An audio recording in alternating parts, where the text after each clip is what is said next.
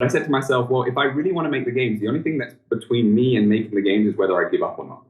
And with everything else that I did, giving up on it, and when I say giving up on it, I don't mean that in a negative term, because again, it's led me to where I am now. So I see the benefits in it. But I find that because I came into CrossFit and I had this kind of deep conversation with myself where I said, you're just going to keep going no matter how much it hurts.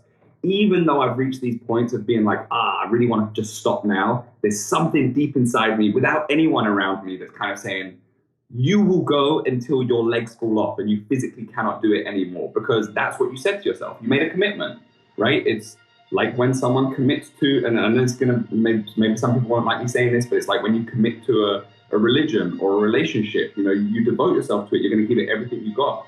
And I don't think I've quite given it everything just yet. I've got so much more to give. So even though I reach those points where I'm like, maybe I would quit, I know deep down I've just got so much more in me.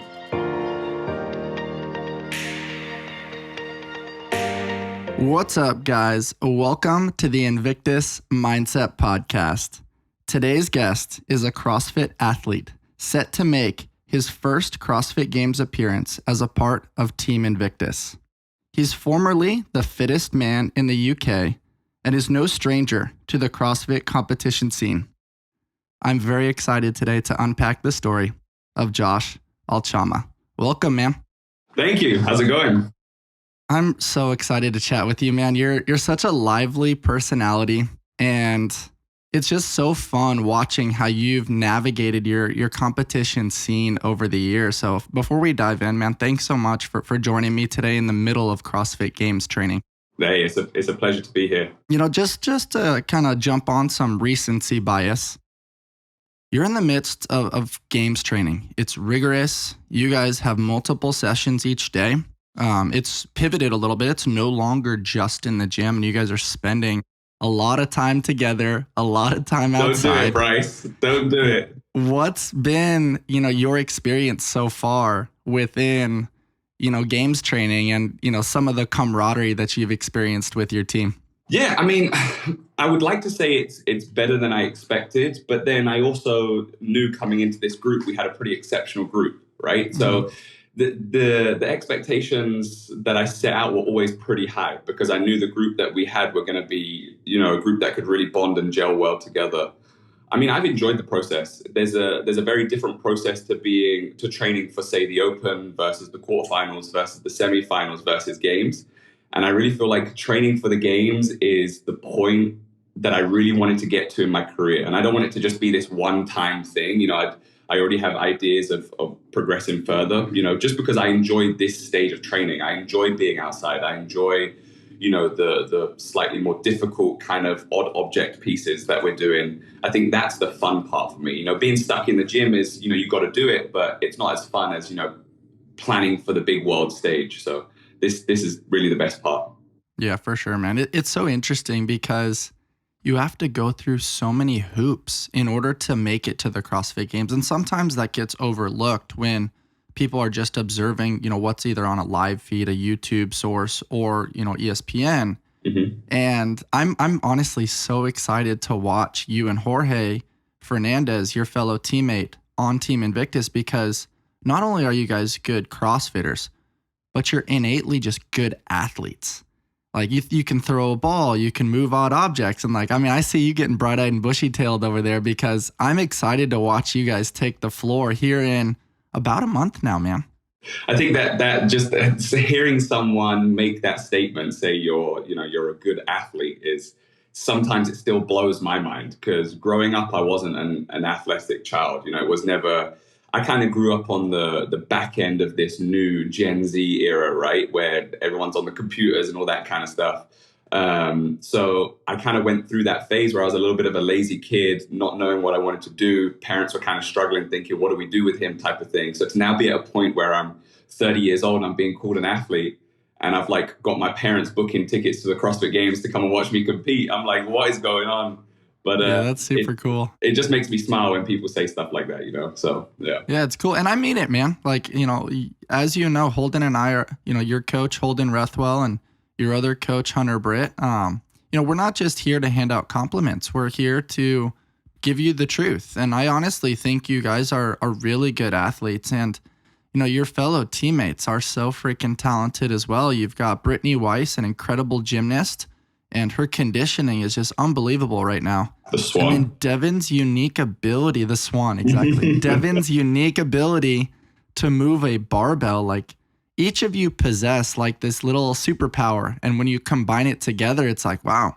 Yeah. There's going to be some cool things that come from this experience coming up here in a month. Yeah, and I would even say, like, more so than our skill sets that we bring to the team, it's our devotion to want to be better. Every single person on the team is looking, and it's not as deep as like every session where we're asking for critique and feedback, but we are, conversating with each other and trying to figure out like what went well, what didn't go well, and everyone has this same mission of just being better. And I think that for me is what makes this team so special. It's not just a case of like, oh, I bring a certain skill, someone brings a certain skill, you put it together and hope it works. It's like, no, we are collectively now one skill. So if one person needs to be better in a certain area, we all need to be better in that area, and that's what I think is pretty special about what we have here. Yeah, that's a really awesome way to describe it, because at the end of the day, you're only as good as your weakest link. For sure. And I'm not seeing a weak link with you guys. And, since we're on that topic, we've got a few other teams that are in the conversation. They're pretty popular on Morning Chalk Up right now. Looking at CrossFit Reykjavik, looking at Mayhem, obviously, they're always going to be in the conversation. And then obviously Oslo, they're kind of, really well experienced as well, did a really good job out at Wadapalooza. What are your thoughts, taking the floor now in a different scene, with people that have games experience, that have, a lot of skills and the ability to perform on a big stage and have proven it before?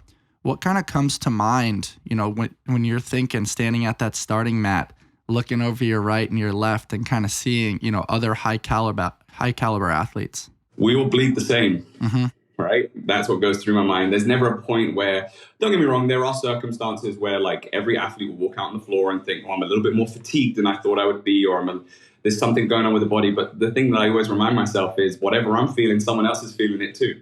But, it's always the same case. I never look at another athlete and think, oh, just because they've got a little bit more games experience, it makes them any better than I am. Like, all right, let's see who wants it more. Who's more hungry in this moment? Because you could be the best of the best. I've competed at strength and depth against, the likes of Matt Fraser. And I never stepped onto that floor thinking Matt Fraser is the champ. I just stepped onto the floor and said, I'm going for another competitor. All right, granted, he did better at that competition, but there was never a point where I saw him as any different to what I am. We're human beings. We put our bodies on the line, and it's going to come down to who wants it more in that moment. So there's never a point where I'm kind of like worried about the competition. I think it's actually more exciting. It's like, okay, these guys have done it before, so let me show you what I'm made of now and put my name in that rank too. Yeah, totally. I love that approach. We all put our pants on the same way. Just because somebody comes in with a resume doesn't change the fact that we're both going into the arena trying to fight. Well, the lion trying to get to the top of the mountain is more hungry than the one that's sitting there. So yep. Let's see what happens with that. I dig it, man. As we're kind of conversing a little bit about the CrossFit Games season, what was it like to kind of navigate starting with the Open? You made the commitment to come down to Invictus, which ironically comes full circle because Tino coached you back in 2017. Yeah. And, you formed a cool friendship with Jorge, and Holden and myself and Britt got to know you a little bit through some local competitions and NACO events where we've crossed paths a little bit. And, what was it like to make that formality of like, all right, I'm committing to the season, and then, jumping into the Open pretty soon thereafter? Yeah, I mean, it kind of just fell into place. Like you said, it went full circle. I started CrossFit on the back end of 2016.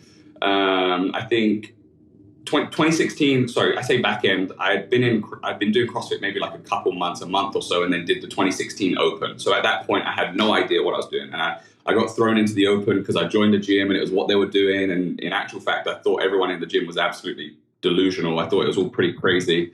I came from a world where I did a little bit of bodybuilding and just thought these people are nuts. But, I'm one of those people, I throw myself into it. So then after that Open, I continued doing classes for, right up until the early days of 2017, like January time. And I remember then thinking, okay, maybe this is something I should pursue and try. I found Invictus. Invictus was the first ever program that I found. And then started working with Tino and, having some support from CJ as well, which was I was like this little kid from the UK that all of a sudden has now got these 2 credited coaches that are actually speaking to me. I was like, what the hell is going on here? So that was kind of unreal to me. And then, had to find my own path and went around and ended up ultimately coming back to Invictus.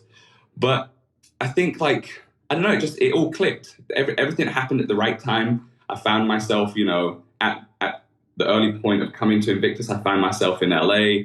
Tino's hitting me up and saying, look, if you're in LA, we're close. Why don't you come live down here instead and figure things out this side? So, and I was at a point in my career where I was like, okay, I need to take the next step. I need to be amongst a great crew. I did all of my training up until that point pretty much on my own, bar a few training camps and being around people here and there. So I need to take the next step where I was surrounding myself with like-minded people, and it just fell into place. I think the full circle. I'm not sure how much I believe in destiny, but if I do, then it was destiny, right? It just happened for me. I think we would say the same, man. Like the energy that you've brought to Invictus has been unbelievable.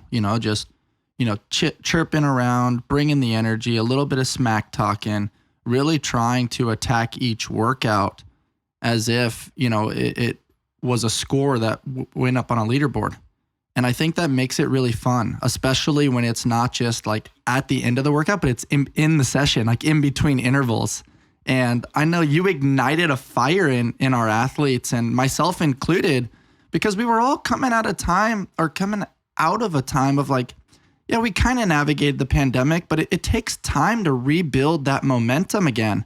And I think, having a nice change of pace, change of energy, and having you come down and join was so cool, and is still super cool. Yeah, I definitely have that approach where, I don't know, it's kind of funny. We joke about it in the gym. I'm the guy pre-workout. I'm like, I don't know, I'm sore. And then 3, 2, 1, I'm like, I'm chasing everyone and trying to race and getting everyone fired up and talking shit. And I don't know what happens. It's like that clock starts and the tiger comes out. Trident Coffee is sponsoring this episode of the Invictus Mindset Podcast.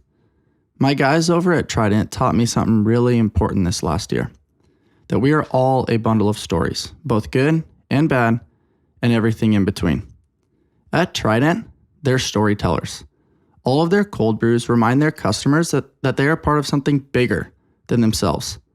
They help create connections through symbology and storytelling that engage their customers on an emotional level, and this distinguishes them from other coffee brands. You can find Trident in Imperial Beach and in Coronado. They offer over 14 plus nitro cold brews along with dairy-free options. You can find the perfect brew and pair it with one of their treats from their keto bakery. All these options will allow you to support your health and fitness journey with Trident Coffee. They're more than just a coffee company.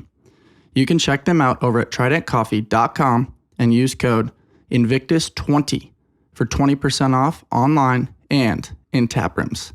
Once again, that's tridentcoffee.com. Use code Invictus20 for 20% off online and in tap rooms. Take your coffee experience to the next level. 2 important factors for us over at Invictus Mindset are true care and attention to detail. My friends over at RX Smart Gear have been bringing innovative fitness tools to the market since 2009. From their award-winning Evo speed ropes, to their amazing gymnastics grips, to their line of inflatable fitness equipment, they're constantly looking to problem solve within the fitness industry. They're always allowing us to have our gear work for us rather than against us. Hop on over to RX Smart Gear and use discount code Invictus Mindset to shop their latest cutting edge gear. Have your gear work with you and not against you. Striving to maximize your potential through health, wellness, and high-level fitness requires tremendous midline strength and stability. Allow the crew over at Element 26 to co-pilot your journey so that you can destroy PRs and not destroy your body. They have this amazing self-locking weightlifting belt that provides a 4-inch uniform profile for optimal intra-abdominal pressure and back support. This quick release technology allows the pressure to be placed on the buckle and pin instead of the Velcro. Nothing's worse than being at the bottom of a squat and having the Velcro pop on your weightlifting belt. Head on over to element26.co and use code Invictus10 at checkout to receive 10% off all online purchases. Head on over to element26.co and use code Invictus10 at checkout to receive 10% off all online purchases. Destroy your PRs, not your body. I've heard you reference it before, but prior to CrossFit, you've mentioned you had a little bit of a dancing background. And, performing is something that comes very natural to you. It's like you and I can have a conversation offline. The moment I press that record button, the tiger comes out again. Where do you accredit, some of the performing artistic ability that you possess? I don't know. Like growing up, I remember in school, I was a very nervous, shy kid. I actually used to get kicked out of class because I'd be asked to stand up and read a paragraph from a book and I couldn't do it. I didn't feel comfortable putting myself in a position where people were looking at me. And then all of a sudden, I remember in my early youth, pre-teens, I was kind of like dancing around in my bedroom and filming videos on the early video phones and stuff like that. And so you were making TikTok before TikTok was cool. I was making TikToks before TikToks. I got on Nickelodeon with a little video. Yes. And then I found this expression with my body where I was like, okay, I don't have to speak, but I can express myself, right? And I think growing up in a relatively rough area as a young kid, I grew up in Hackney in London. If you can't talk, you're probably going to end up fighting your way out of something. There was always some sort of trouble. And I wasn't very expressive, but I wanted to find a way to do that. So I kind of just fell into this dance world strangely. And I remember the first time getting up on stage being extremely nervous, and then it was like something just took over me. Like that whole idea of performance was something I didn't even know I had in me until I did it. So then I think that's where that element comes through in CrossFit. Fortunately, over the years, I've gone away and done coaching certificates and got all of these qualifications and stuff like that, where I'm able to then stand up in front of a group and speak. But again, a lot of these circumstances have just come from throwing myself in the deep end, just being fed up of being shy and not confident, where I almost exerted too much confidence in the beginning to try and be something different, and then found myself. So, speaking of performance, I love the performance side. Actually, for me, competition is where I thrive, because it's like, okay, you got to be good, you got to be fit, you got to have all of those skill sets, but also you can't crumble under pressure. And I think that's where the dance world gave me that. Yeah, for sure. You actually compete very, very well. And your energy out there and your team camaraderie, your willingness to communicate, be adaptable on the fly, it's impressive to watch. And it's cool to understand where that comes from the performing background in the world of dance. Mm-hmm. It's interesting because, public speaking is a major fear for the majority of people in the world. And it's one of those things that you can take courses, you can talk about it, you can watch TED Talks, but you really have to do it in order to kind of build that muscle. And your willingness to put yourself out there is really cool, and kind of learn, as you mentioned, in the deep end. You just jumped in and you had to force yourself to swim.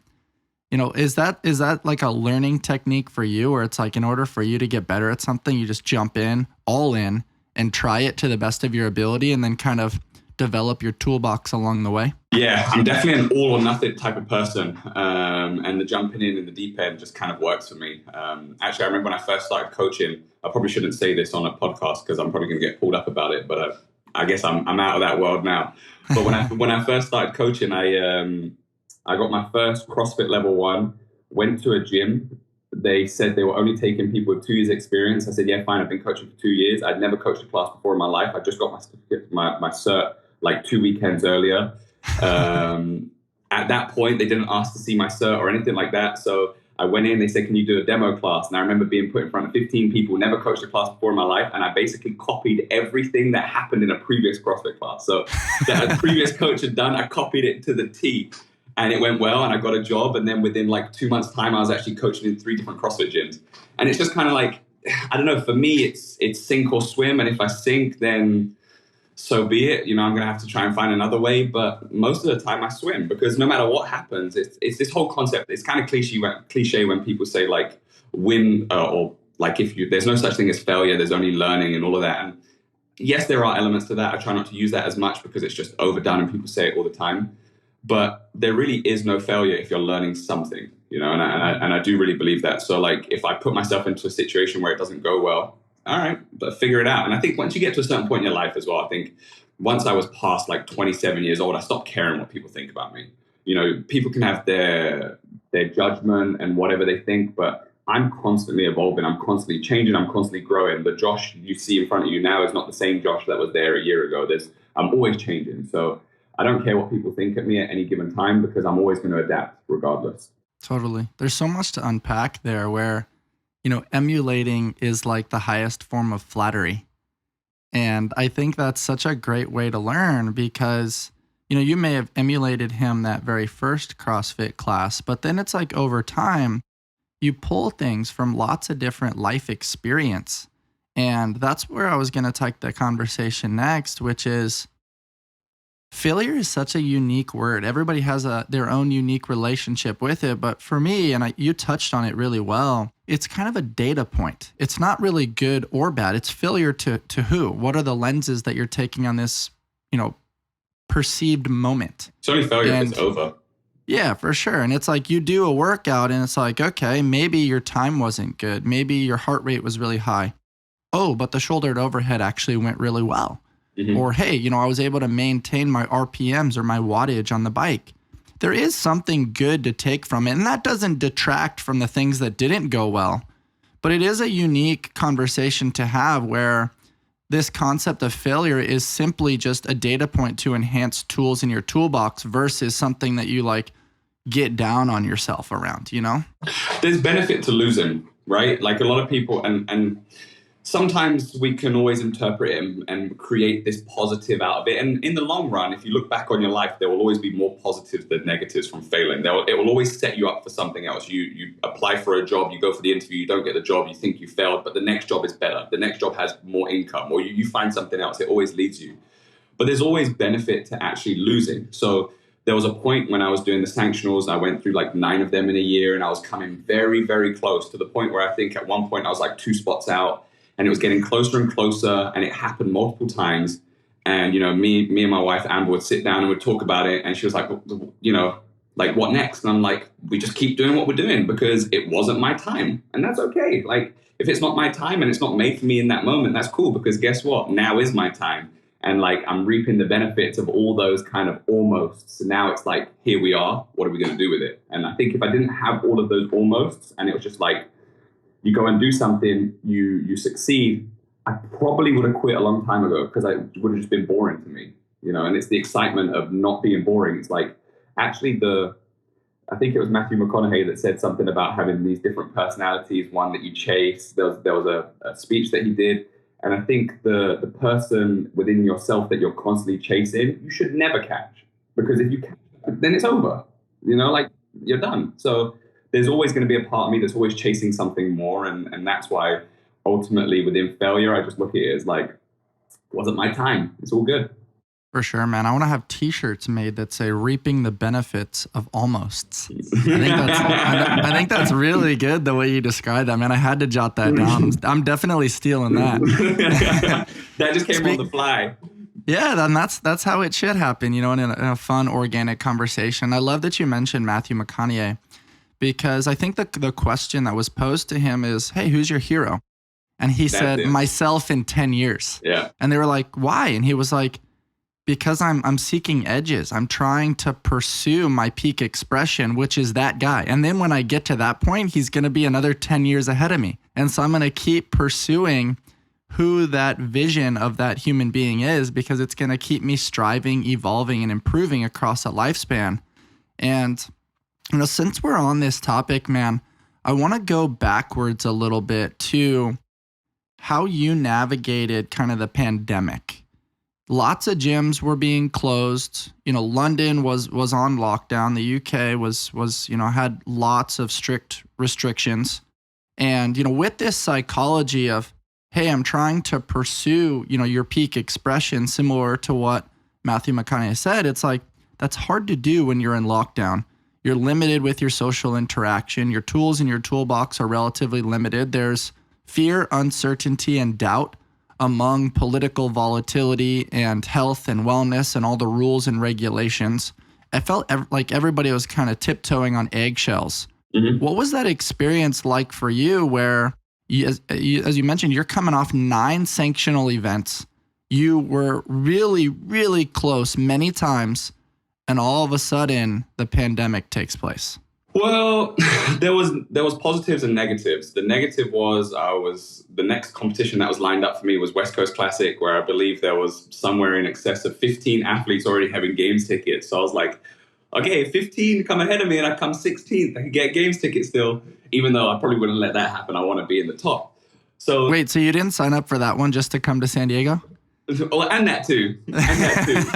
So, yeah, there was obviously the West Coast Classic, and I was excited about that because the whole point in my career had led me to the West Coast, and I was like, I want to compete on the West Coast. In fact, actually, one of the upsetting things, and I'll go back to what we're talking about, one of the upsetting things about the way the new format is actually going back to Europe to compete. Now, I love Europe, I love the UK, but one of the reasons, aside from, my wife and Amber being on the West Coast, is to compete on the West Coast.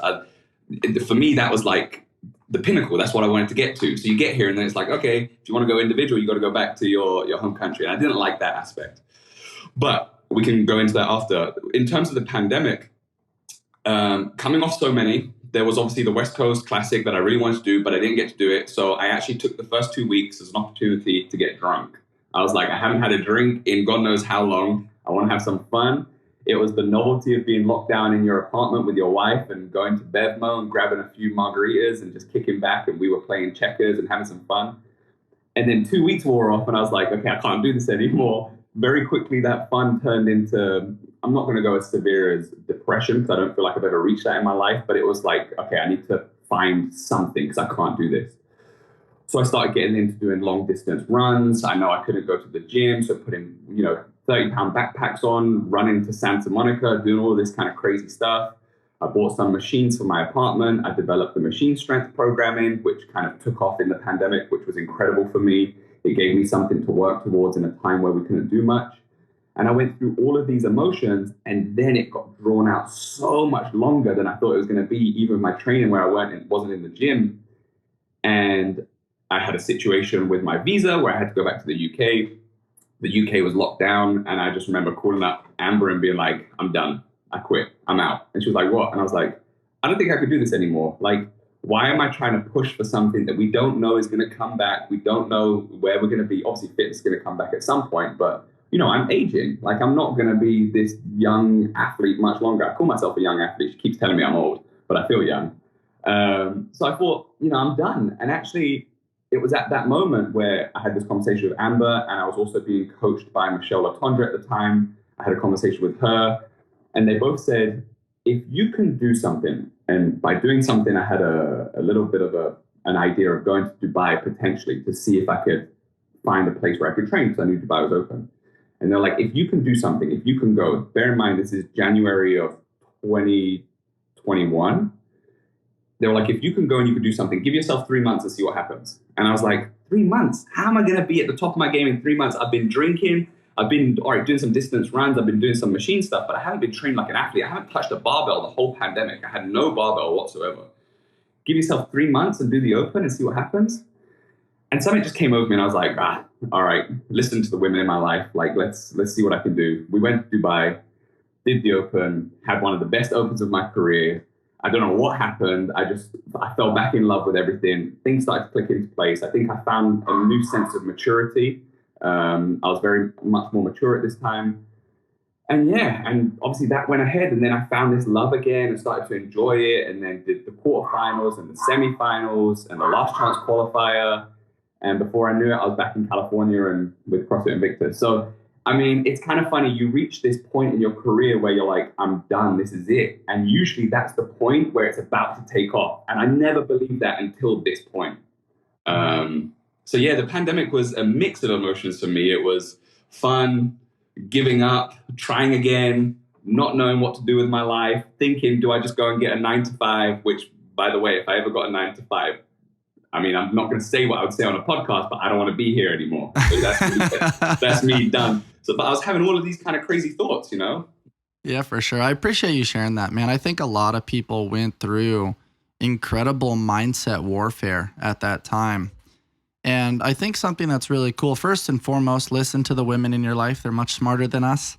And I look forward to teasing you about that in team training here in a couple days. And there's a reason why I can't birth a child, because I'm not smart enough. I also think it's really cool. I call it the 3-month rule. I think I heard Tony Robbins talk about it, and I could be wrong. So our listeners, our viewers, please don't hold me to this. But he said something along the lines where, he was married at the time, and the marriage just wasn't working. And he thought to himself, you know what? Maybe it's me. Maybe it's something that I'm doing. And so in his mind, he committed to 3 months, 90 days. And he's like, all right, for 3 months, I'm going to try my best to navigate this relationship and do anything and everything to try to make it work. And at the end of that 3 months, I'm going to self-reflect. I'm going to journal. I'm going to meditate. I'm going to talk to my close circle of people. And I'm going to brain dump and see if this should continue. And after 3 months, he realized, okay, this is not working, and we need to draw a line in the sand and make a very difficult decision. And I think a lot of people out there that are navigating a tough time, rather than just jumping to the immediate emotional decision, which may be correct, just sit with it. Practice the art of stillness and realize that emotions come and go. The good moments, they're going to go. The bad moments, they're going to go. The ones in between, the mediocre ones, they're also going to go. This too shall pass. Exactly. And it's this unique, innate presence around, let me sit with this emotion for a little bit and let's see where the energy of the universe takes me. And at the end of the 3 months, now you have a more clearer picture. You've kind of wiped the fog off of your lenses to make the more appropriate decision, because the last thing we want to do is live with regrets. And how frustrated would you be if you called it quits and then you're watching what's going on in the world now as the sport's kind of taking off again, and you're sitting on the sidelines? I don't think you would have enjoyed that too much. And the fact that you took a chance on yourself, listened to your close confidant of people at the time, and then took a leap of faith to just practice the art of just keep going. I think the way you describe that, man, is just such a cool story that can give so many people some great nuggets out there, man. So congratulations to you for getting back up, every time you were knocked back down on not just the pandemic time, but all those almosts during the sanctionals. Yeah, I mean, and I say that as well, like there's a deeper rooted thing within me. So even though I've reached these points where I'm like almost going to give up or going to quit or whatever, I think as much as like I have my wife keeping me going, and she really does, there is a part of me where there's been points in my life where I've been doing things. So I've had many lives within my life, the dance world. I was a personal shopper at one point, dressing celebrities and all kinds of crazy stuff. I've gone through all of these different, working in music with my brother. There's been all these different nuggets of Josh. And ultimately, I gave up on all of those. And I gave up on those for a reason. Fine, granted. But I remember coming into CrossFit and saying, no matter how difficult this gets, because it was about 2 weeks I was into CrossFit and I was like, I'm going to make the games. I remember saying it to my coaches, and like everyone says to their coach, and every coach turns around and goes, you're delusional, relax. Let's just learn the basics before you think you're going to make the games. But I said to myself, well, if I really want to make the games, the only thing that's between me and making the games is whether I give up or not. And with everything else that I did, giving up on it, and when I say giving up on it, I don't mean that in a negative term, because again, it's led me to where I am now, so I see the benefits in it.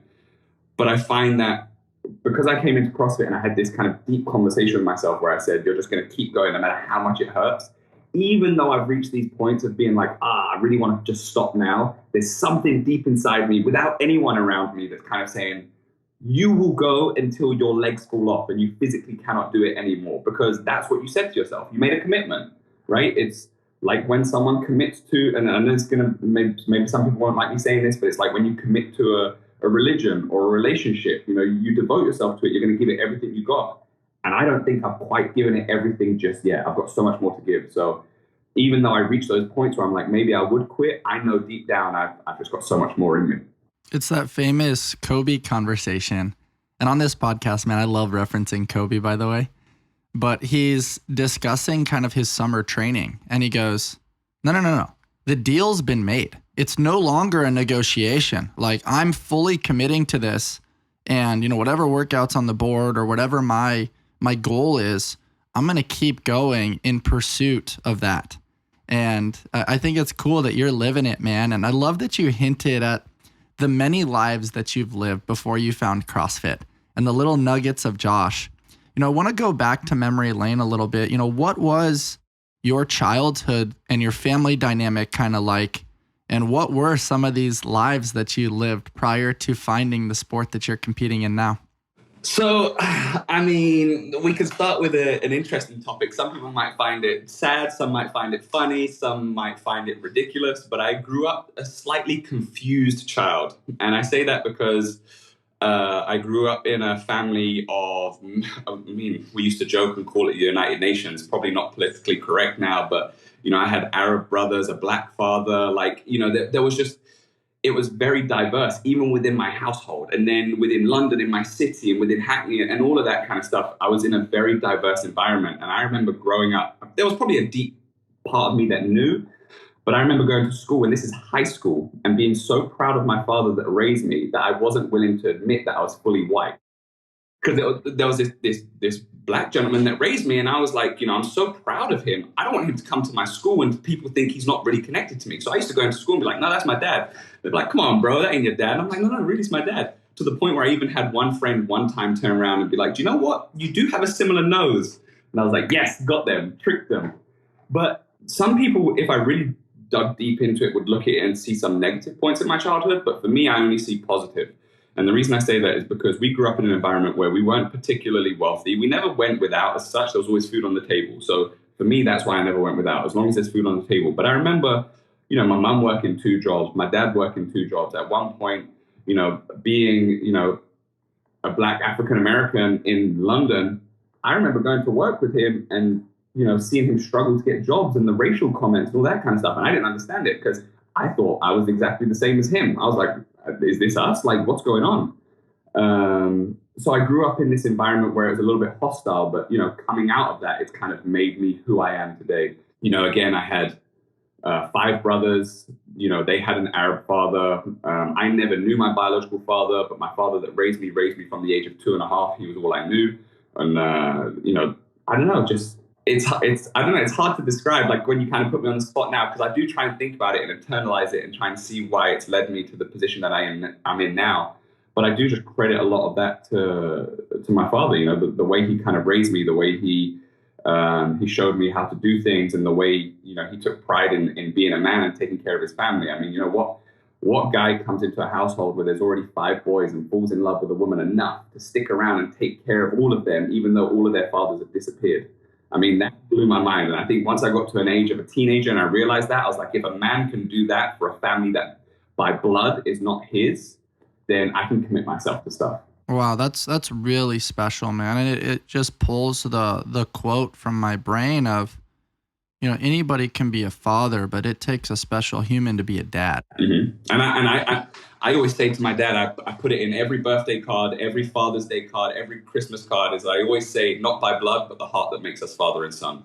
Because that's cool. That's what it is to me, Wow, Josh, that's really cool. And so, as you had this very diverse upbringing and you're cognitively kind of figure out and kind of understand who you are as a man, what kind of came as you transitioned from high school into the real world?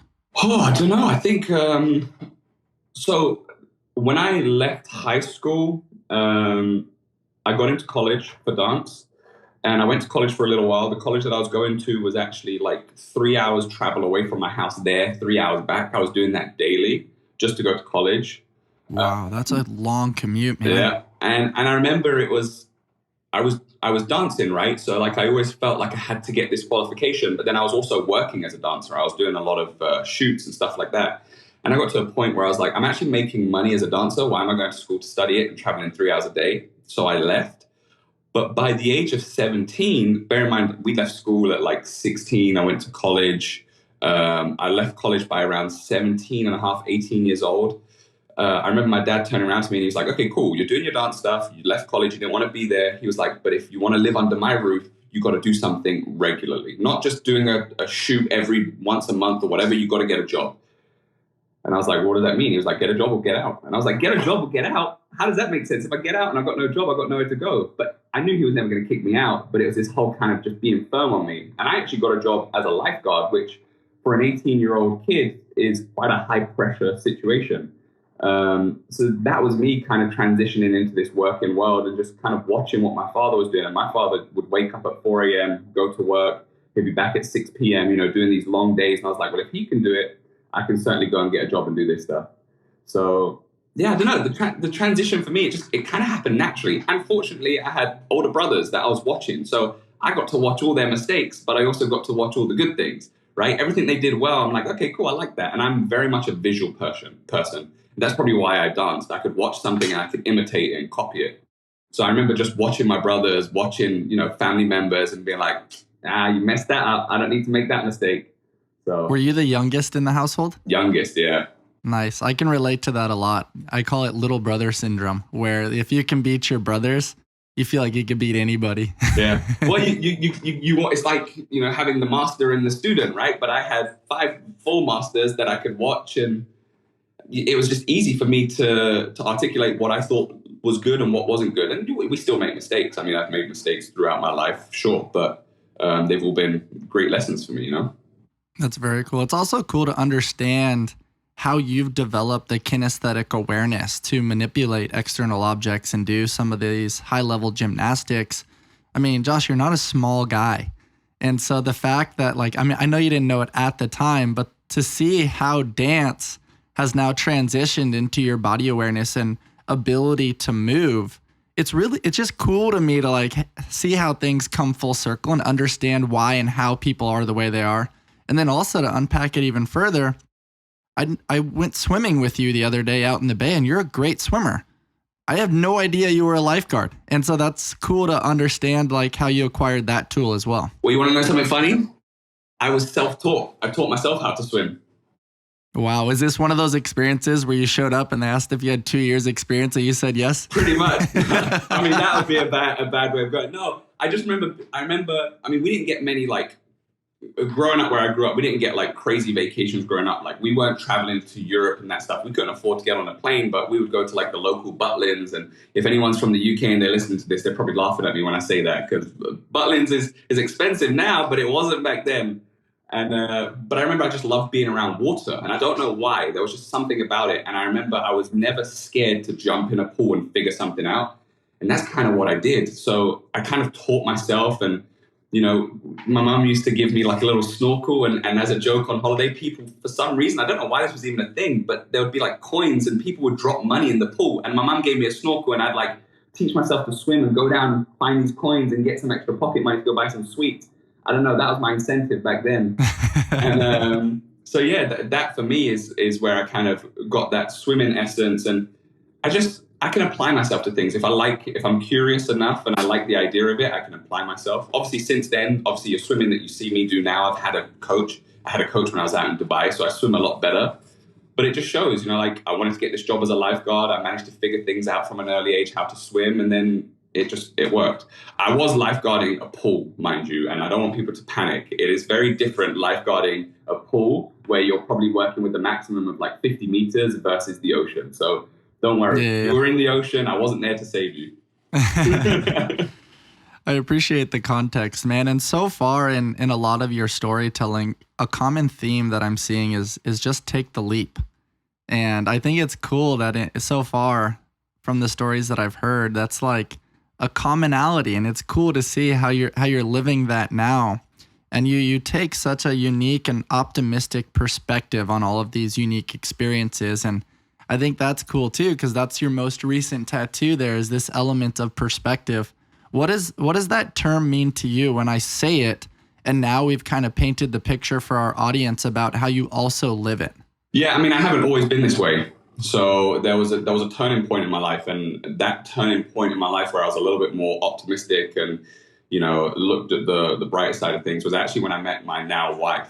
A great woman will change you, and that definitely happened for me. And I just kind of, I don't know, I think I can talk about these experiences, I don't want to be naive to it, right? I could talk about these experiences positively, and I could look at all experiences in my life, good, bad, whatever, and see the positive outcome. Unfortunately, there are some people that are not in the same position that I'm currently in, and there are some people out in the world maybe struggling still, and will never look at these things the same way. They won't look at these learning lessons because they're still struggling. You know, there's still things going on. So I don't want to be that kind of person that's like, you know, blinders on and can't see what's going on in the world. But I don't know, it's just, you realize in life, or I came to realize, if I think negatively about something, the chances are it will be negative. There's nothing good that's going to come from that. Whereas if I think positively, I now have two options. There's the negative, it can go wrong, but it can go really right. But with the negative, there's never two options. There's only one option, because you're forcing yourself into that way of thinking.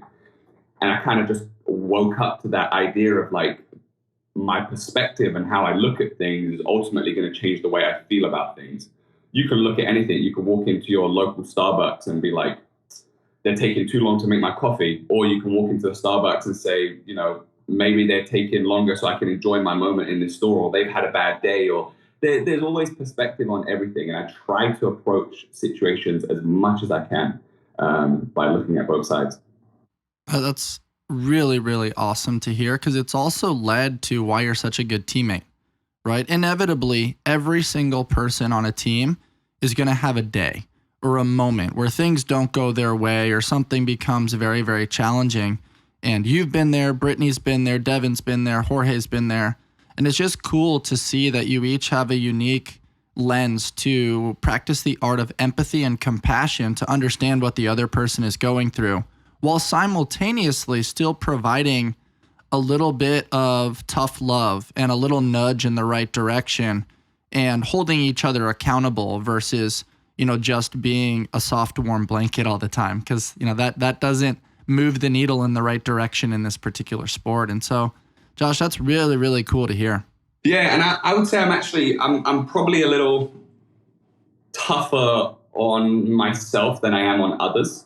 But I also still have like a hard, I don't know how to say it, but you know, when you say about like, you know, giving the right nudge, I definitely do that a lot more. And that was something that, you know, my father did to me. There was no,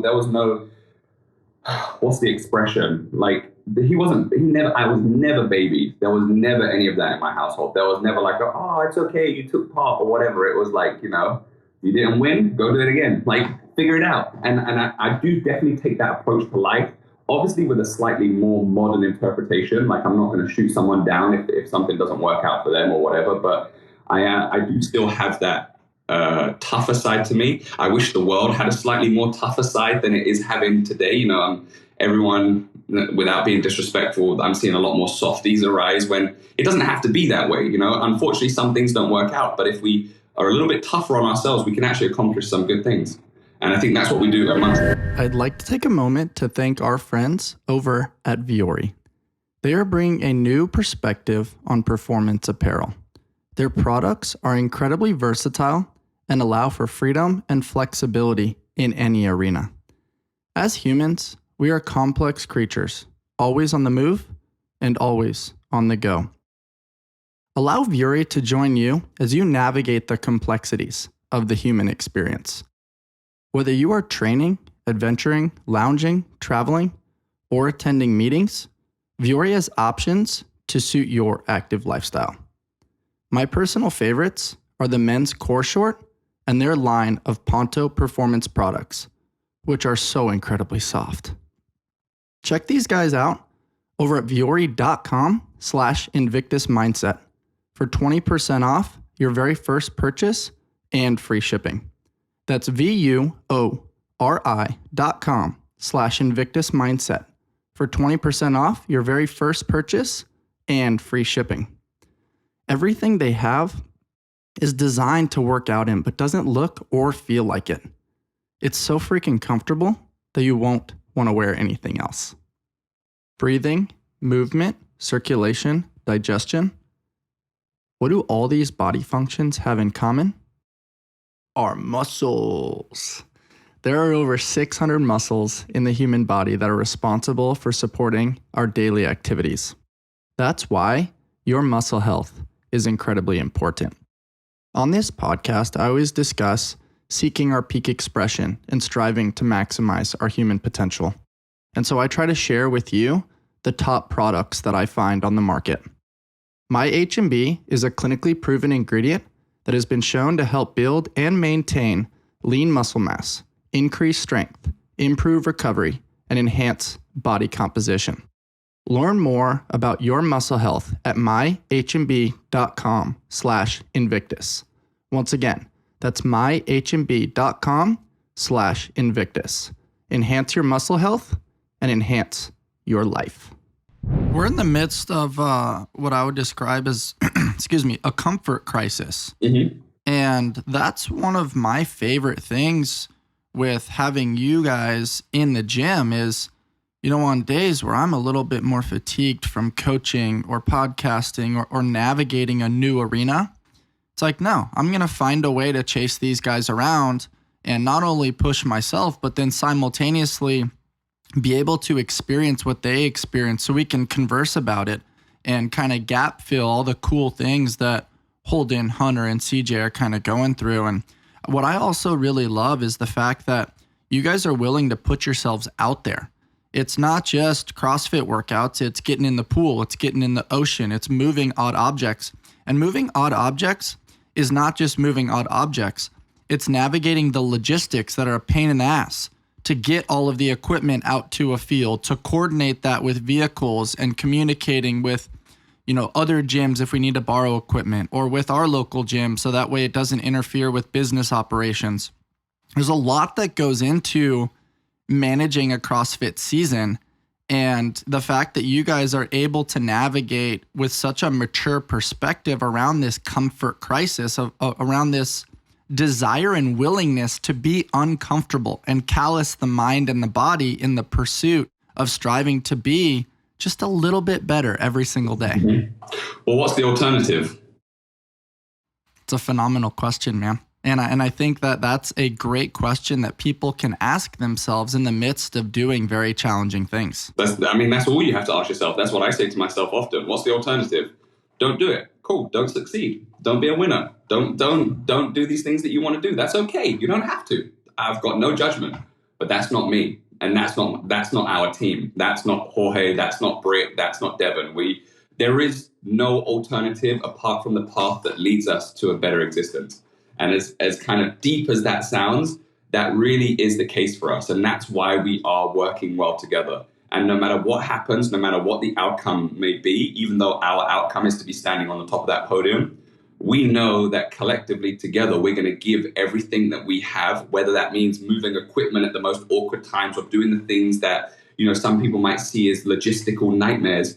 They're not nightmares if you have a clear goal, you have a clear vision. You just do, you just do it. It's like you articulated that for me in a way where I'm like, I didn't even know I was doing all of that.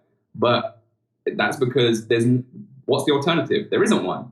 It's my perspective on all your guys' hard work. And so I truly admire it. It's impressive. And I'm also very fortunate to have the lenses of being in your shoes at one point in time. And, I know the challenges associated with logistics and also managing personalities and egos and understanding program design and optimal communication with your coaches, with your teammates. Sometimes the need to call audibles when something doesn't feel right, or, when you want a gentle shift in program design so that way you're not messing with a gentle tweak. And so I just want to highlight all the cool things that you guys are doing. And, we chatted briefly, you got into the open. I'm going to jump in now to kind of the sequence of your CrossFit season so far. And, the open is individual. Mm-hmm. And so the four of you were getting after the open, which is very similar to your machine strength program, not very heavy and maneuvering, a lot of cardiovascular activity, typically in the range of that like 9 to 15 minutes. What was the open like for you, and how would you describe it going for some of your teammates? It was war. Even though we were on a team with each other, no one wanted to lose, especially in those early stages. They were like the ranking stages. That was like, okay, who's coming out the champ of this one? I don't know. It was, the open's fun, man. Like there's beauty in the open now, especially with the way the format is, making top 10%. Yes, there's a little less pressure, but it also means that you can be at one with the community. And like, without the community, there is no us, right? Without the support and without people actually watching the CrossFit Games or being involved in the sport side of CrossFit, then there is no sport of CrossFit, right? The sport of CrossFit is the people and the people that support us. So the Open is really an opportunity to be amongst the community, you know, being at Invictus Friday Night Lights. Previously, in previous years, I've never really done Friday Night Lights because I've never had my best performance. But my best performance didn't matter as much. Yes, it was a battle amongst my teammates, but it was a fun battle because no matter what, it didn't really mean anything in the sense that for us and in the stage that we're at in our career, if you can't make top 10%, then you're not going to the games, right? So that really is that starting element where I get to enjoy it and not put too much pressure. Whereas before, in years past, you know, the Open was a very important stage because that propelled you onto regionals, right? If you didn't do well there, you're not going to regionals. We still have the quarterfinals and then we have the semifinals and whatnot. And obviously knowing from the beginning that we were going team, it made it a little bit more exciting for us because we could just have some fun with everyone that was around us. And little did you know that the Buttery Bros were going to stop in to have a Friday Night Lights party and then simultaneously throw down right next to you guys. The day I crushed it. So that worked for me. That's awesome. Usually someone shows up to the gym. Me and Jorge have a running joke. When I first started coming to the gym back in, November of last year. Obviously I wanted to impress. You want to impress, you're new to the gym. So every time me and Jorge went up against the workout with each other and CJ wasn't in the gym, I spanked that guy. Every time CJ walked in the gym, I lost. And I was like, these guys are going to kick me out the gym sooner or later because every time CJ walks in, I'm losing workouts. That's so funny. It's such a cool camaraderie that the two of you have kind of developed over the course of the season. And it's been so cool to watch Jorge flourish. I used to coach him in our comp class when he was, you know, kind of navigating. Should I compete? What does this look like? What is this CrossFit thing? And me and the other coaches kind of looked at each other like, this guy has the thing. Yeah. And he had the work ethic. He's got the levers. He's got the mindset. He's got the explosiveness and the unique strengths that you need to be a high-level competitor. He's now come onto the scene a little bit. It's very cool to watch his continued development and also his diligence to recovery and mindset and maturity. It's no longer just about Metcon, which all of us went through that phase in the really early stages of CrossFit. What is your relationship like with Jorge Fernandez? I love that guy. He's like, I don't know. He's the Mexican Josh. He does it. No, I don't know. We have a pretty unique, special bond. Like, I really do think I often call everyone bro. Like I say, what's up, bro? But then there's the special ones I call brother. And that's what he feels like to me. You know, there's just something there where we just get each other. Like, he finishes my sentence. It's kind of weird. Like, we just click. I don't know. And whenever there's, you know, people talk about having that camaraderie with someone where sometimes you show up to the gym and you're not having a great day and the other person pushes you and vice versa. Sometimes that doesn't happen. But with us, that really does happen. You know, like, even if we both show up to the gym on a day where we're both not feeling so great, but we know, we can kind of sense that the other one is off a little bit more, someone else takes the lead.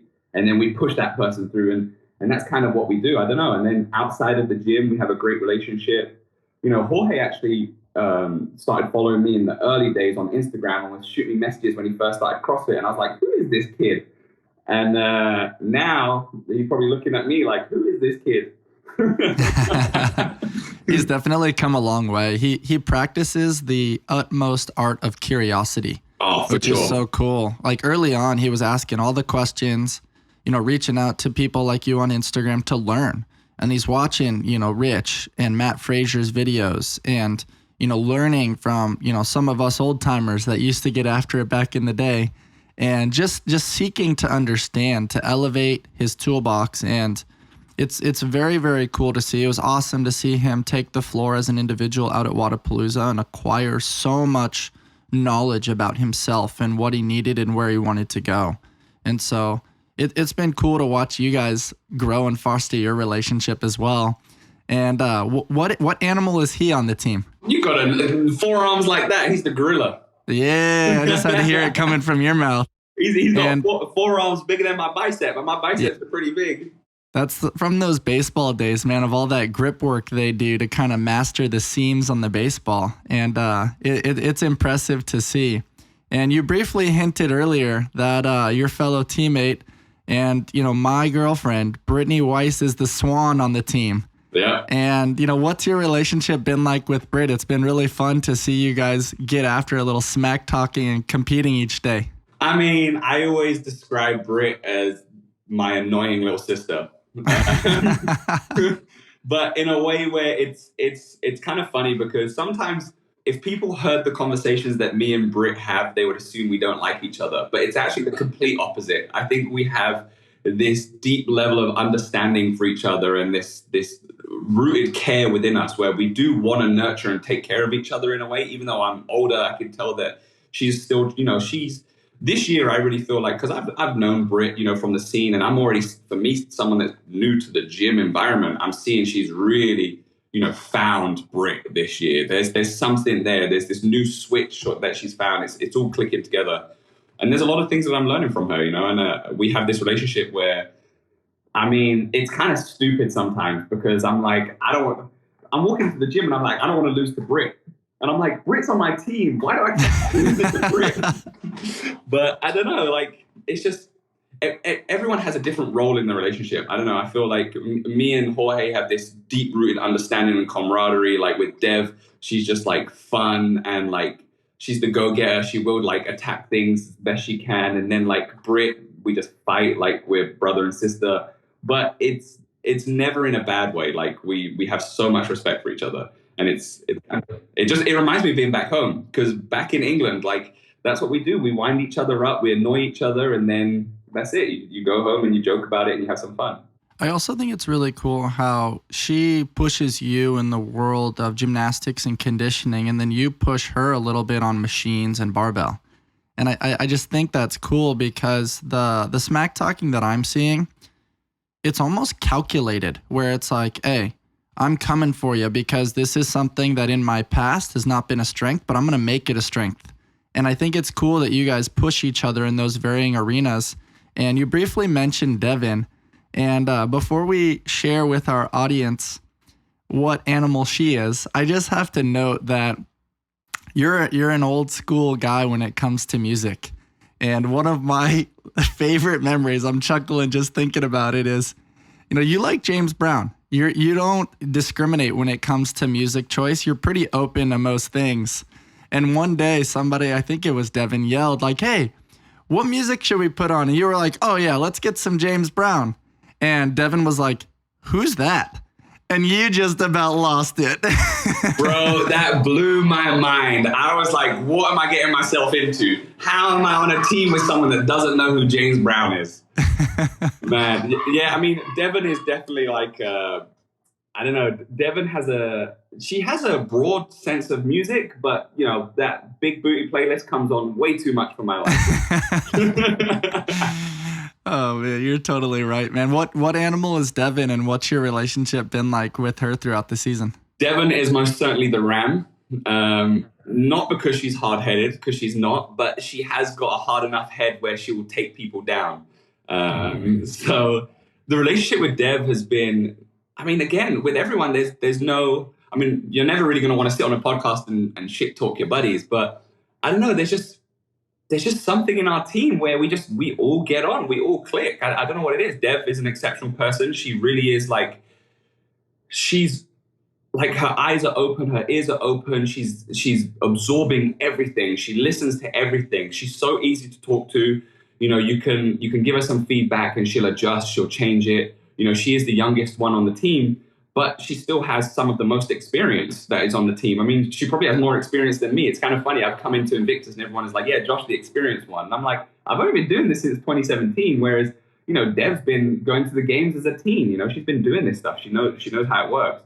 But obviously, as she's progressing into this, her adult life and really having to understand her body on a deeper level, she's very much open to taking advice and listening. I mean, we were talking the other day about swimming techniques and stuff like that. And she's very easy to I don't want to say influence. She has her own mind. She can do what she wants, but she's easy to kind of talk to and to coach.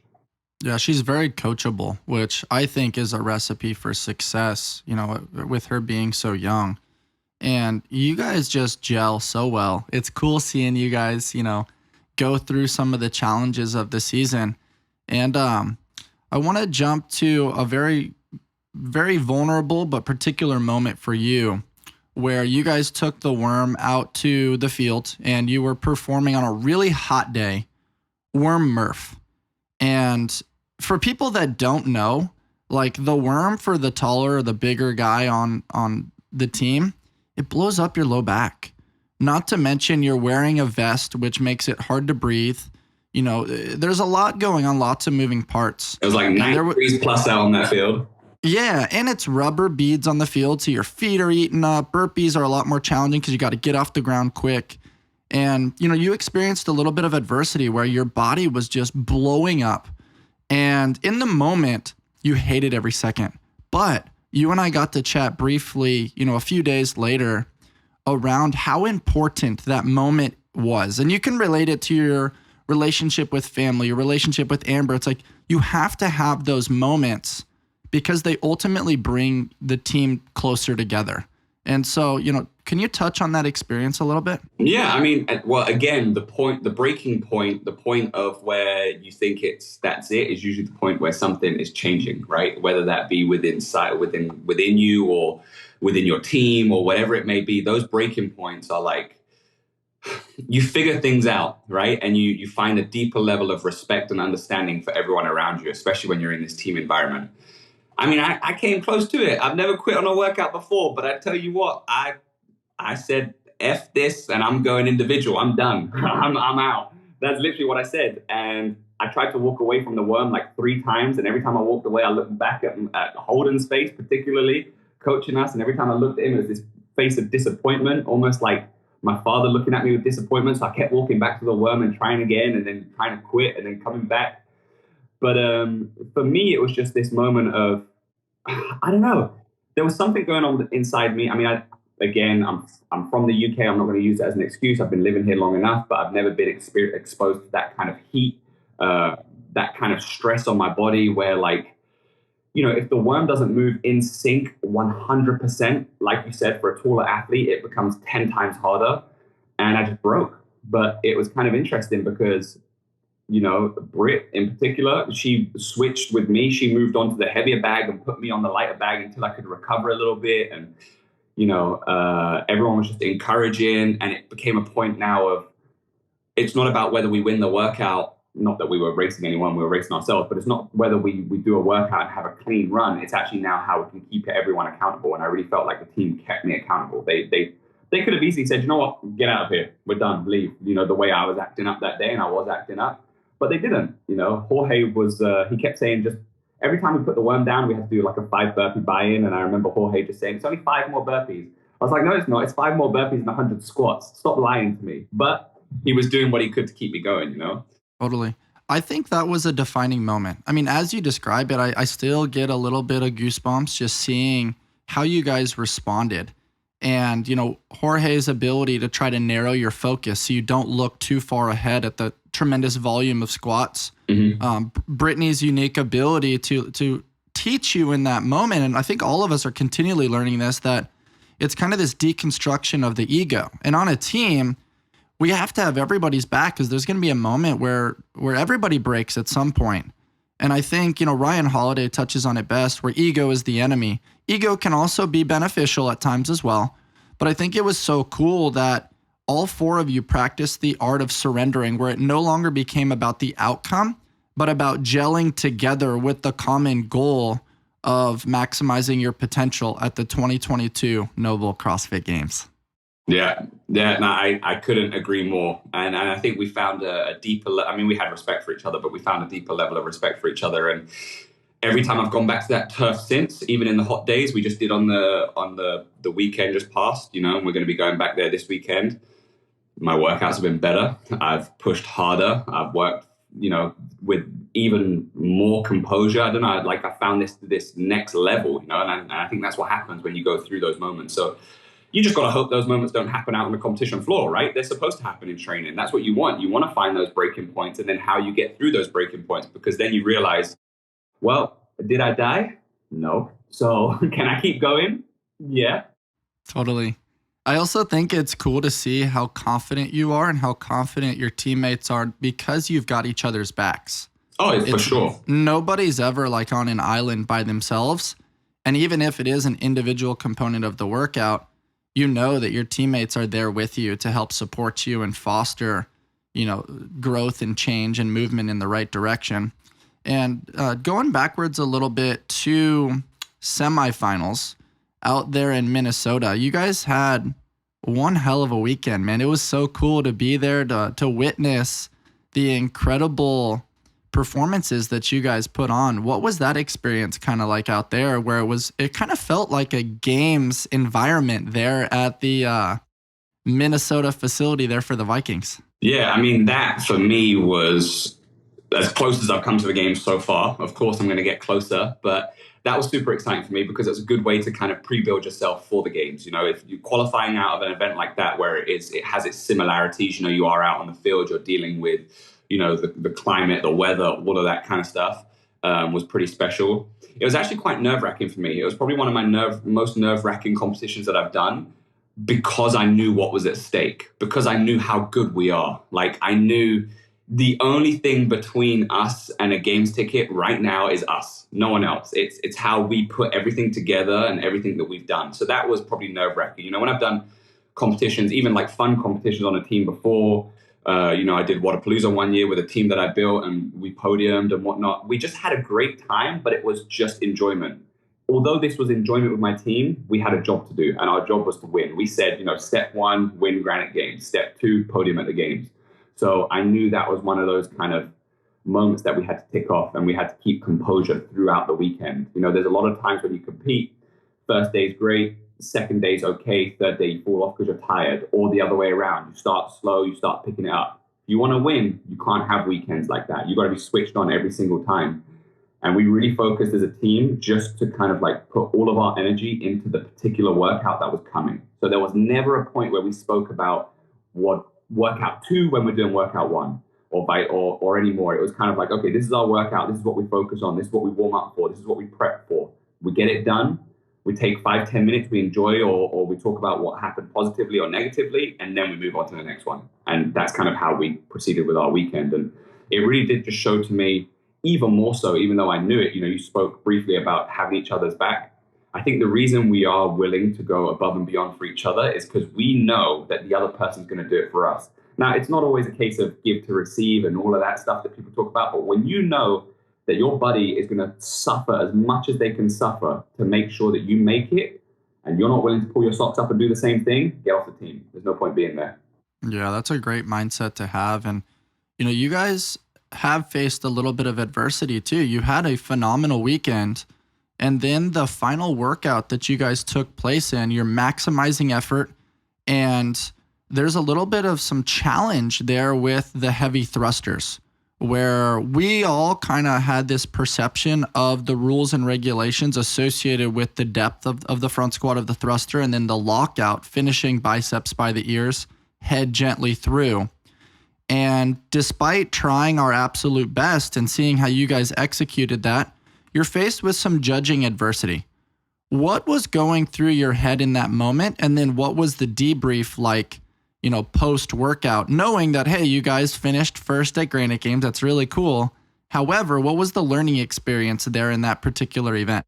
Yeah, I mean, firstly, judging adversity can have its positives and its negatives. The negatives are going to be if the outcome really affects what happens to the rest of your career or the rest of your season.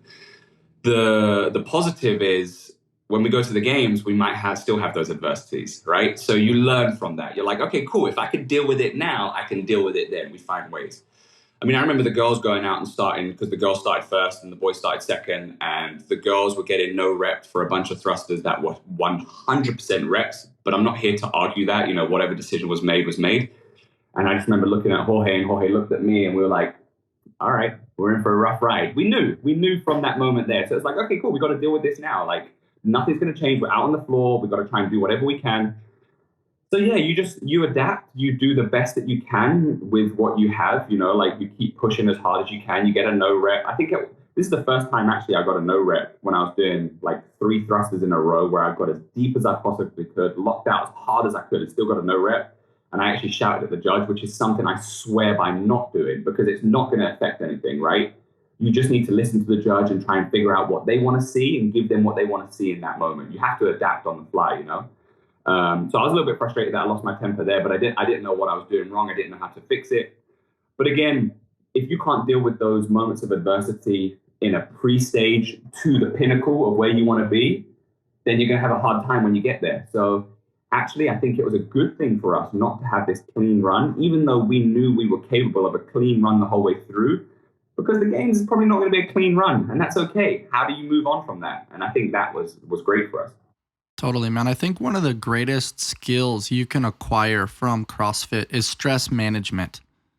And, how often do people in the world have a stressful day at work and then that bleeds into a car accident on the way home?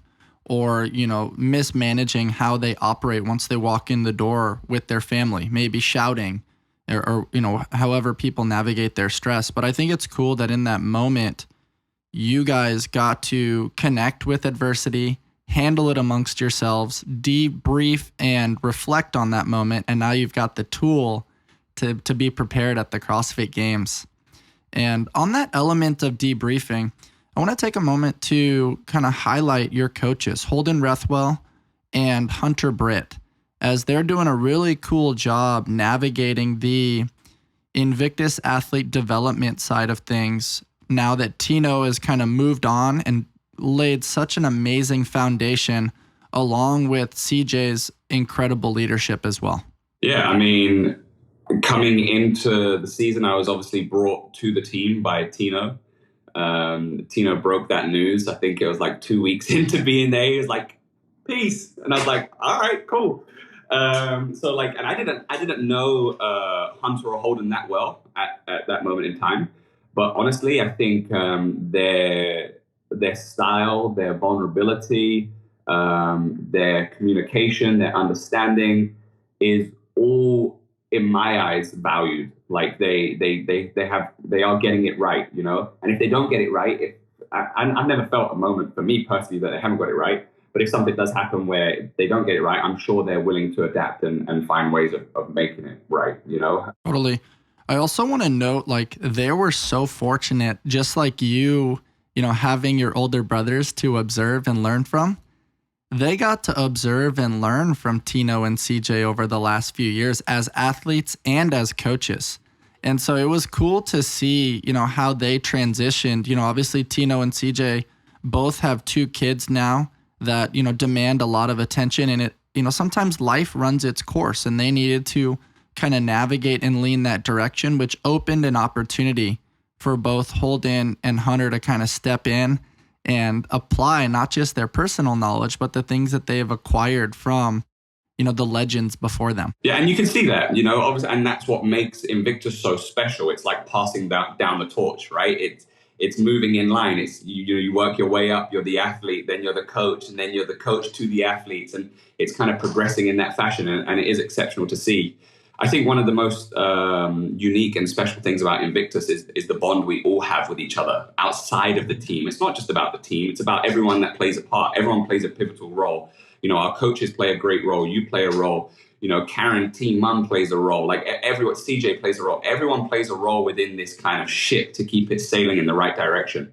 And for me, that's pretty special because I've never been in that kind of environment before, especially to this kind of caliber. I don't know, if you would have told me 5 years ago, Josh, you're going to be part of Team Invictus going to the CrossFit Games, I probably would have said you're delusional. So it's kind of crazy to be in this environment for me. And, I still have moments where I'm like, I'm actually doing this. Like, this is crazy. That's great that you have the ability to practice the art of reflection in the midst of the experience, which is cool. I mean, it truly is a family. There's a reason why all of us, stick around. It's not just the beautiful San Diego. You're the average of the people you spend the most time with.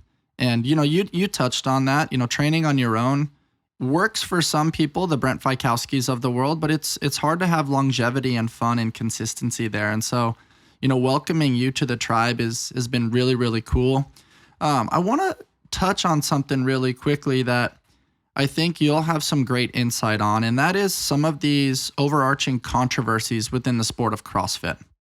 And, very first and foremost, to kind of make it a little bit easier as a transition or segue, We talked about judging issues, and we're seeing the popularity of Andrew Hiller and him posting, a lot of videos on YouTube and Instagram, kind of calling athletes out. I'm not saying he's wrong. Some of his things he might be spot on. I haven't seen all of his stuff, but I think we're getting to the point now where if we're looking to professionalize the sport of CrossFit, there absolutely has to be a standard. Judging absolutely has to be well briefed, and people have to really understand. I mean, there's money on the line now. The sport has become professionalized. What are your thoughts on some of the judging things that we're seeing, within the world of CrossFit currently? Well, it's unfortunate that the majority of judges are volunteers. And I say that because they are being thrown into these high pressure situations where they're ultimately having to perform on stage too. They have to make a call which can be controversial or not controversial or whatever, but in a situation where they're being judged just as much as the athlete. And now there's judging coming from people like Andrew Hiller, and I mean this with the utmost respect, it's not his job to then critique after the judge has made a decision on the floor. What we see visually from a camera's perspective or it outside of the height of a moment is very different to what's actually happening in the moment, right? So I don't think it's on anyone to make that call afterwards, unless it's in a way where we're trying to enhance or increase better judging, right? But to be shooting athletes down and to be making athletes feel less significant or like they're doing their job wrong, when ultimately the game of CrossFit is flirting with the rules very slightly so that you can get that edge, so you can get that better time. Like, for instance, if we talk about a squat, right? Let's say you're breaking parallel once you pass this line, but you're hitting the floor once you get to this line, you've got all this room to play with. Now, your goal is just to get below that breaking parallel line so that you can maximize your workout capacity and speed everything up. Unfortunately, athletes get that wrong sometimes. They get a no rep. Judges sometimes get it wrong and they don't give them a no rep. But the education needs to come for the judges, right, on how to do things correctly, which in turn will then enhance the athletes on the direction that they take. But it should never come from a perspective of shooting an athlete, because at the end of the day, it's not the athlete's call when they're on the floor. I'm not going to do a rep and be like, oh, no, sorry, I wasn't deep enough. Let me go again. Let me do one more. Yeah, totally. I think you articulated that really well. And if you relate it to normal sport, if Steph Curry or LeBron James, accidentally steps on the line and the referee doesn't see it, they're going to keep playing. And that's part of the world of sport. And sometimes it's this unique misunderstanding where you look at optimal fitness and movement mechanics over here, and then you look at the sport over here. And yes, in movement mechanics, we all want to move with the utmost integrity and respect for the movement pattern, the sport, and the safety regulations. However, when you're competing, you're trying to move the least amount of distance that fits within the standard, as you mentioned, to maximize the capacity. That's why it's called as many rounds and reps as possible in a particular time domain. If you're exceeding the workload, it's almost like if the workout's 21-15-9, it's like, why don't you just do 30-20-10? It's like, it's a different conversation there. And I think you did a good job painting the picture and creating context there. I also think you did a good job describing the psychology of the judges. They are doing the absolute best that they can to uphold the standards based on their briefing, but also they are volunteers. And I think it's important to show respect there. And, it's hard sometimes in the heat of the moment. And what I wanted to ask you next, Josh, is what do you think about this? I call it star treatment. Michael Jordan used to get away with a little bit of an extra step sometimes because, referees didn't necessarily want to call something on, the notable Michael Jordan, where they're definitely going to get pushback from the crowd and from him and his team. We see that a little bit in CrossFit sometimes where a star athlete may get a no rep, but then the judge is a little bit hesitant to make that next call. And when I've asked others, and my personal philosophy is just do the next right thing. Not the easy thing, but the next right thing. But it's challenging when you're in the heat of the moment and, they're flirting with the line. You can't really tell with how fast some of these reps take place. Oh, that's a tough one. I have two different opinions to this, and a lot of my opinions in life, not just in these circumstances, often sit on a fence. And I'm probably not the best person to. I never have like an. I do want to say this real quickly to bookmark you. Two things. It's okay to not have an opinion.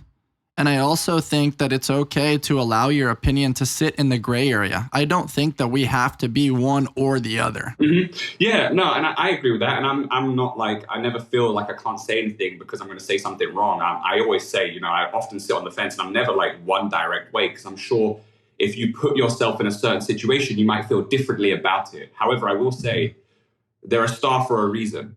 They've been great throughout their whole career. They've worked to that level. They've got themselves to a point where we all value and put them on this pedestal.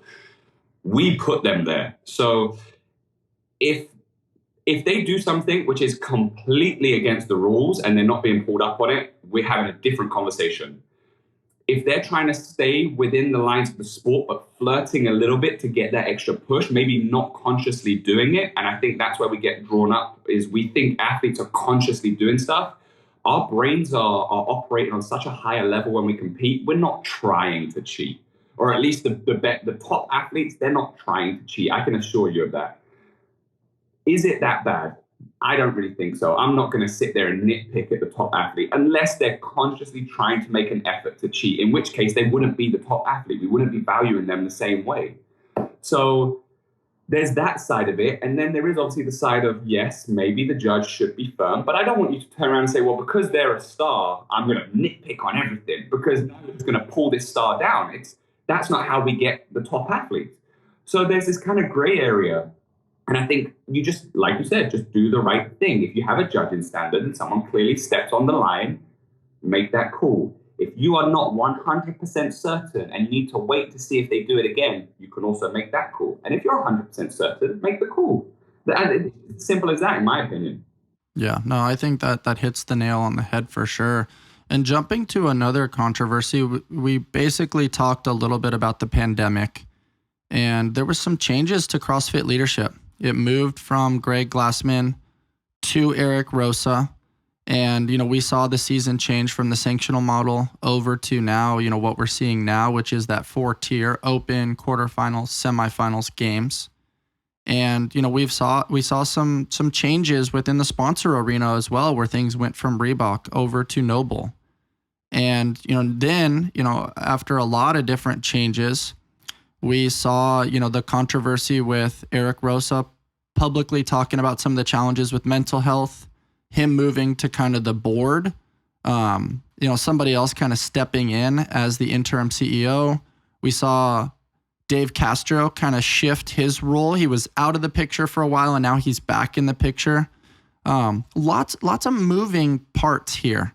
And I'm very curious your perspective, because we have obviously a biased national perspective, but I want to hear your thoughts from the international level too, and what you think all of these changes means for the future of the sport. We open up the sport to more governing bodies and allow other people into it. It's very hard to call it a sport. That's my first stance. And I still call it the sport of CrossFit because I like to consider myself an athlete. But ultimately, we are still sitting in that gray area where it's a brand. It's like a Coca-Cola or whatever else. Also, I think if we really want the sport to grow and to evolve, we need to bring in, real big external sponsors, broadcasters, all of that kind of stuff. It can't be completely internalized because that's not how we grow to the masses. You made a point about Dave Castro stepping out and coming back in. I give credit to Dave Castro. He built something pretty special, along with his programming and everything that he's done for CrossFit.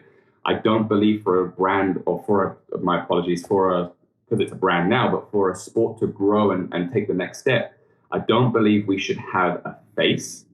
For instance, when you look at the Olympics, you can't pick a person, right? You can't say this is the face of the Olympics. So having someone like Dave Castro in a role where it's almost like this showmanship, like we're at the circus and he's this showman that comes out and puts on the show. I don't think we need that. I think we need to step away from that, and we need to, if we want to make it all inclusive, we need to have behind the scenes players that allow in those big brands and those big sponsors. That's ultimately how the athletes are going to get paid too, is if we start bringing in bigger broadcasters. I think the shifts, though, are happening because it's still evolving. It's still early days. We're still growing. I mean, we are all still learning, the athletes included. Now, while I'm excited to be a games athlete right now, I'm more excited for the 13 and 14-year-olds now that are coming up, because there's going to be a bigger shift, right? Something else is going to happen. I know that for sure, where, we are going to have the next CrossFit, like Formula One show on Netflix and all of that kind of stuff, right? That is to come. That's where we're going to grow into. But we need to stop closing ourselves off and really creating this brand and start thinking more of a sport. Start thinking like the Olympics think. Start thinking like these other people think. Yeah, for sure. I think it's interesting that you make that point, because we did see a little bit of a play with Monster Energy, and that raised like some controversy, right? Because on one side of the coin, though, it's not a super healthy product, but then on the other side of the coin, it's like they have the monetary value to help grow the sport in the right direction. And if you look at the NBA and some of these other sports, you're seeing these athletes in McDonald's commercials, you're seeing Sprite commercials, you're seeing things that aren't necessarily within the health spectrum. Yeah, but health to what capacity? In excess, it's not healthy, right? Most things in excess are not healthy to a certain degree. I mean, I drink Diet Coke. I've got nothing against it. I love Diet Coke. I would drink an energy drink. I mean, it doesn't bother me. I drink P10 now. I drink these kind of drinks. I'm an athlete, and I can tell you that openly. The majority of athletes do not mind a can of Monster. The corporation might have been a little bit funny about it at the beginning, but what's the first thing that we do after a big weekend of competing? We're going to grab a burger. Like, we're going to do this stuff. We need to be a little bit more open about it. And it's not a case of being like, okay, let's exclude all of these brands because we are the pinnacle of health. No, let's educate people on how you can include these brands without destroying your health. The art of moderation practiced, but even moderation being practiced in moderation. Yeah, but and it all just comes down to like openness and education. I would strike myself as a healthy person. I'm going to the CrossFit Games, and I will openly say, I have a couple of cans of Diet Coke a week. Is it affecting me? I don't think so. Yeah, totally. And I think that there's a unique storyline there too, that like, what works for you may not work for everybody else. And so it's this constant trial and error journey. But then simultaneously, you bring up a really good point to remove the judgment, right? My friends over at XPT, Extreme Performance Training, talk about not being precious, like allowing yourself to be exposed to a wide array of foods and different colors of foods, diversity, just like we talk about in other arenas of life. So that way your gut microbiome is prepared and exposed to, different stresses and different things. So that way, the moment you are faced with a little bit of immunity adversity, you're not, kicked to the curb and sick for a week every single time. For real. Yeah, I agree with that. And again, like, it's all just, there's no such thing as good and bad foods. It's just good and bad choices, right? It's how if you're sitting there and you're eating, high calorie, high fat foods every single day, every single meal, then ultimately it's not going to be good for you. But it just depends on how you do things. I come from I always say to people, CrossFit starts in a different way than I did, right? We start with nutrition as the foundation. I didn't, and I can openly say that. I started with hard work, and hard work made me realize that I didn't want to mess up my hard work, so I had to fix my nutrition. For instance, I remember when I first started CrossFit, without a doubt, after every session, I was eating a whole pack of cookies. There was like 15 cookies in a pack. After every session, I was eating them. And then I got a month in and I was like, let me eat half a pack because I'm feeling good. My body's feeling good. I don't want to keep doing this. And then it came down, and then it came down. And then I started fixing my eating. And then I realized I could implement some of those things back in if I wanted to. But the hard work made me realize that actually, I don't want to go into the gym and graft this much to then go out of the gym and counteract that, right? So it just depends on how you look at these things. For me, it was hard work first, fix the nutrition. Some people look at it nutrition first, hard work. But the problem is, if you don't actually put the work in, then nothing matters anyway. Yeah, totally. Josh, that's really cool. I think it's awesome that you take these unique perspectives to let people know that not everybody has the same starting point. And, it's not necessarily labeling things as good or bad. It's just optimizing choices so that it fits within your goals. And at no point are you saying like, hey, cookies and Diet Coke are, my choice of nutrition. You're like, no, it just gets implemented occasionally. And, it's optimizing not just the balance, but the harmony. And it's just been such a pleasure sharing your story and connecting with you today. And what are you most looking forward to in the month leading to the CrossFit Games? Well, we're heading out to a training camp out in Fort Wayne, so that's going to be super exciting. I've been told the Invictus stories of all the fun they have at the training camp, so I'm excited to be a part of that. And just kind of getting out on the floor, having that experience, man. I like performing. I like, meeting new people. I like trying to create new content. I like, just showing a more open and natural way of life. Like I'm not a closed off person. I like being as honest as I can be, and just like enjoying the moment with my team, with you guys. This is a pretty special time in my life. In the next 2 to 3 years, hopefully 2, maybe 1.5, there's going to be babies. I want kids. There's all that kind of stuff. So and I want to, that's not to me saying I'm going to have kids and stop competing, because I want to ultimately show that you can integrate that too. I think there's many great athletes out there that have done that. But yeah, I just look forward to the next steps in my life, bringing some kids in, having fun with my team and just seeing what happens. I don't take anything too seriously, and I appreciate everything that I have. I love that, man. Well, it's been so awesome to observe your Invictus journey so far and kind of go down memory lane to better understand how and why you are the way you are. And a huge takeaway that I want our listeners to revisit is just reaping the benefits of almosts. And when you can't see the light at the end of the tunnel, really finding a way to stand up just one more time. And Josh, it was just so fun to connect with you today. Do you have any final thoughts that you'd like to share with our audience? Keep listening to Invictus Mindset. I appreciate it, man. It's been such a cool journey to connect with so many high performers and share, a gentle peek behind the curtain. And so I'm excited for you, man. I look forward to supporting you and seeing you out performing and building some really cool memories and writing this next chapter of your story. That's amazing. I appreciate that. Thank you, Bryce. Where can people find you, Josh? So I do have a TikTok, but don't worry about that one because I don't post on it too much. Instagram is really the place that you can connect with me. So Instagram at Josh Al-chamaa. That's JOSHUAALCHAMAA. And I'm very open on my Instagram channel. I always say that to people. If anyone wants to have a conversation, they want to ping me a message, they want to chat, they have any curiosity, I respond to everyone. So, and obviously, hopefully I don't get flooded with a million messages now, because that'd be more challenging. But again, like I'm just trying to be that athlete that can be a bit of a role model. I remember being in a situation where I wanted to speak to certain people that didn't have the time for me then, that do now, because I'm doing what I'm doing, and I don't want to be that person. If people have questions or they have curiosities, I'm here to help. I love that, man. Your honesty and your authenticity bleed through in how you live. And I hope that I can continue to share that message with the world through this awesome platform, man. For those of you listening, please, if you enjoyed our conversation, rate, review, subscribe, and share with your friends. And as always, stay on the hunt for who you've not yet become. Until next time, thanks, Josh. Thank you, Bryce. Are you over 35 and in need of a solid training program? Are you looking to improve your athleticism and keep up with the younger athletes in your CrossFit gym? Then look no further than our Invictus Masters program. This program places year-round emphasis on mobility and stability exercises with movements that we have seen directly benefit our Masters athletes.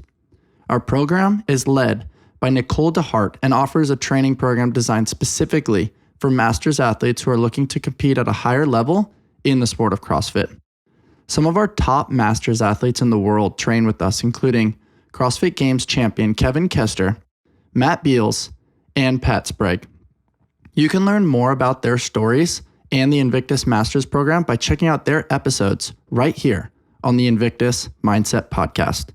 If you'd like more information about the current training cycle or to join the Invictus Masters program, please email Nicole at invictusathlete.com.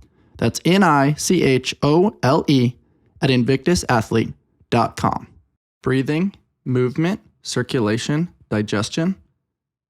What do all these body functions have in common? are muscles. There are over 600 muscles in the human body that are responsible for supporting our daily activities. That's why your muscle health is incredibly important. On this podcast, I always discuss seeking our peak expression and striving to maximize our human potential. And so I try to share with you the top products that I find on the market.